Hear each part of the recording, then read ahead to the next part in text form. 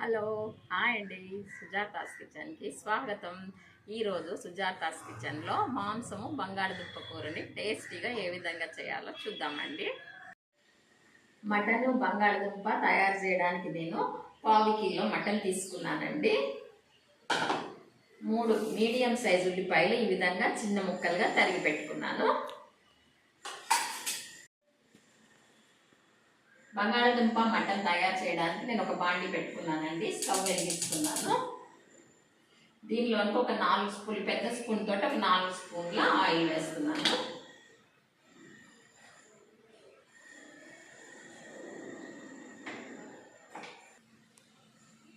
Oil వేడెక్కిందండి. దీనిలోనికి ముందుగా తరిగి పెట్టుకున్న ఉల్లిపాయలు వేస్తున్నాను.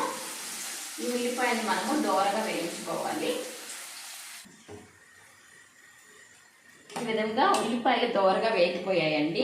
దీనిలోకి మనం క్లీన్ చేసి పెట్టుకున్న మటన్ వేస్తున్నాను.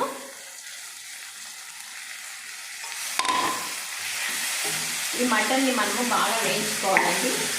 దీనిలోకి కొంచెం వాటర్ వస్తుంది కదండి, ఆ వాటర్ అంతా ఎగిరిపోయే వరకు మనం మటన్ని వేయించుకోవాలి.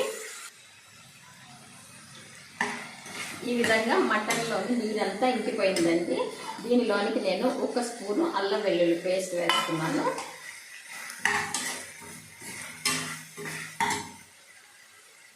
ఇందులో కొంచెం ఉప్పు వేస్తున్నానండి. ఉప్పు అనేది మీ టేస్ట్ తగినట్టుగా వేసుకోండి. కొద్దిగా పసుపు వేస్తున్నానండి. ఇదంతా కూడా బాగా వేగిన తర్వాత దీనిని మనము స్టవ్ని సిమ్లో పెట్టి మూత పెట్టుకొని కొంచెం సేపు ఉడికించాలండి. మటన్ సిమ్లో ఉడుకుతుందండి. ఇప్పుడు మనము మసాలా తయారు చేసుకుందాము. మసాలాకి నేను ఒక కొంచెం పెద్ద స్పూన్ తోటండి 2 స్పూన్ల గసగసాలు తీసుకున్నాను.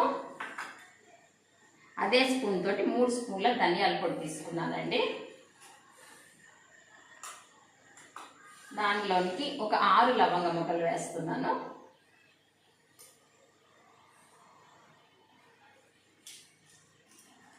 దాల్చిన చెక్క అండి, ఒక చిన్న సైజు దాల్చిన చెక్క ఈ విధంగా ముక్కలు చేసి వేసుకున్నాను. దీనిని మెత్తగా పేస్ట్ చేసుకుని వద్దామండి.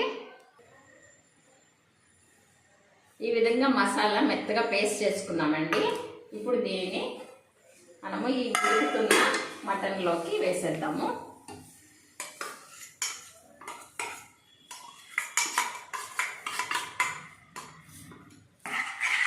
ఈ మసాలా వేసిన తర్వాత మనం స్టవ్ హైలో పెట్టి ఒక 5 నిమిషాలు వేయిద్దామండి.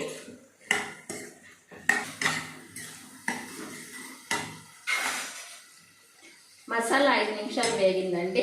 దీనిలోనికి నేను 3 స్పూన్ల కారం వేస్తున్నాను. కారం అనేది మీకు తగినట్టుగా వేసుకోండి. కారం వేసిన తర్వాత ఒక 5 నిమిషాలు దీనిని బాగా వేగనిద్దామండి.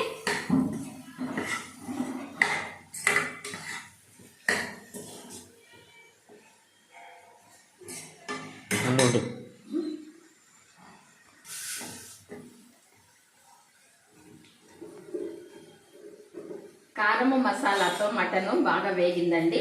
ఇప్పుడు దీనిలోనికి నీళ్ళు వేస్తున్నాను నేను.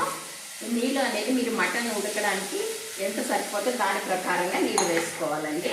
నేను 1 గ్లాస్ నీళ్ళు వేసాను. దీనిని కొంచెం వేడెక్కిన తర్వాత మనము సిమ్లో పెట్టి మూత పెట్టేసేయాలండి. బంగాళదుంప మటన్ తయారు చేయడానికి నేను ఈ బంగాళదుంపని ఈ విధంగా ముక్కలు చేసుకున్నానండి. ఈ విధంగా పెద్దగా చేసుకోవాలండి ముక్కలు. ఒక దుంపని 2 భాగాలు చేసుకోవాలి.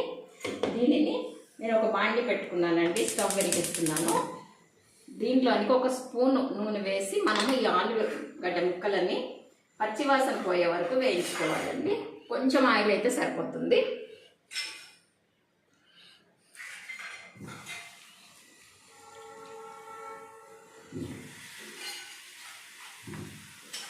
వీటిని కొంచెం పచ్చివాసన పోయే వరకు వేయించుకోవాలి. ఈ విధంగా మనం వేయించుకున్న ఆలుగడ్డ ముక్కలని సగం ఉడికిన మటన్ కూరలోనికి వేసుకోవాలండి.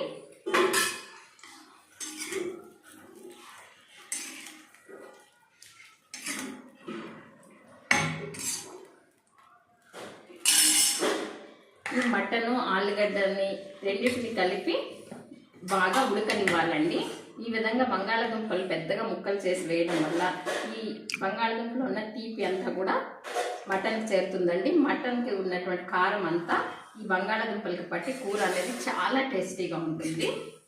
దీనిని సిమ్లోనే ఉడకనివ్వాలండి మూత పెట్టి.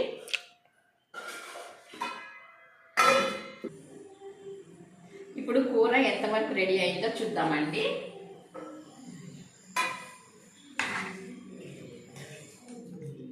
కూర బాగా ఉడుకుతుందండి. ఇంకా కొంచెం నీళ్ళు ఉన్నాయి. ఈ నీళ్ళంతా ఎగిరిపోయిన తర్వాత మనము కూర ఉడికిందో లేదో చూద్దామండి. ఒకవేళ మనకి కూర మాంసం కానీ ఇంకా గట్టిగా ఉన్నట్లయితే 2-3 విజిల్స్ కుక్కర్లో పెట్టుకుంటే కూడా చాలా బాగుంటుందండి. కొంచెం కరివేపాకు కొత్తిమీర వేస్తున్నాను. ఇప్పుడు దీని మీద మూత పెట్టి మళ్ళీ కొంచెం సేపు ఉడకనిద్దామండి.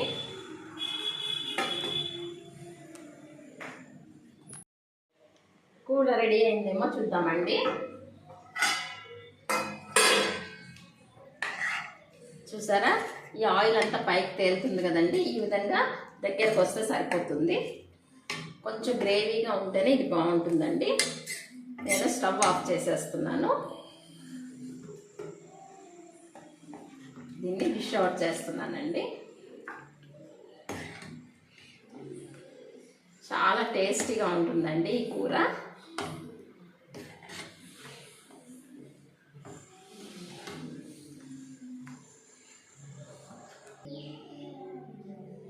ఆలుగడ్డ మటన్ కర్రీ రెడీ అయిపోయిందండి.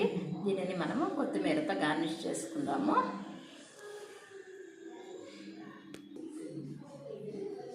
ఎంతో టేస్టీగా మటను ఆలుగడ్డ కూర రెడీ అయిపోయిందండి.